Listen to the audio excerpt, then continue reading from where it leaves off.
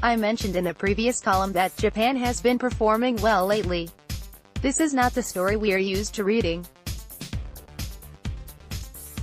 I also mentioned that the index I work on, VIEQX, held Japan as a top weighting as of the last rebalance in late January.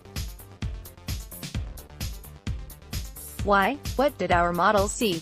First, let's look at the overall score. This data looks at a combination of three models, one that looks to increase probability of performing well in the short run, one that looks to increase probability of performing well in the long run, and one that looks to limit the downside in the event of a sudden risk spike. Those have been combined to create these scores. As you see, Japan is among the top in terms of score. Let's break that down a bit to get a better idea of what's going on. Where Japan really shines is in resiliency. But Japan is not equally shiny in all categories. It's great on diversification, it's a whole economy in a microcosm, not like some developing countries which are one-trick wonders, dependent on a small grouping of usually state-owned enterprises which all churn out the same one or two commodities, like Russia with oil and gas. Japan's got good rule of law, low corruption, smart, hardworking, educated workers. It's a low inflation economy, lower than its Keynesian planners would like. Demographically, it is disastrous, it sells more adult diapers than baby diapers. A very low birth rate is economic death in the long run, but a country can run an economy without babies pretty well, not counting toy makers, for a while. Debt is a big long-term problem.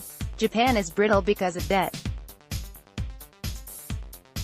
Eventually there will likely be a reckoning, a horrible one, with a full-blown debt crisis and a nation filled with nursing homes unable to work its way out of it. When we change allocation to a company, it's usually the result of a change in valuation, and only sometimes a shift in policy. As you see below, the policy shift has been fairly negative. That's a mix of some slight improvements in growth policy under Shinzo Abe, especially in resisting the global shift towards protectionism, but mostly a matter of interest rate suppression.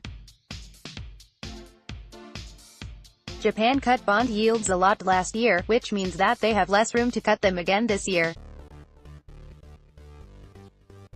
They've spent most of their ammo. So why buy Japanese stocks? Answer: because they are on sale.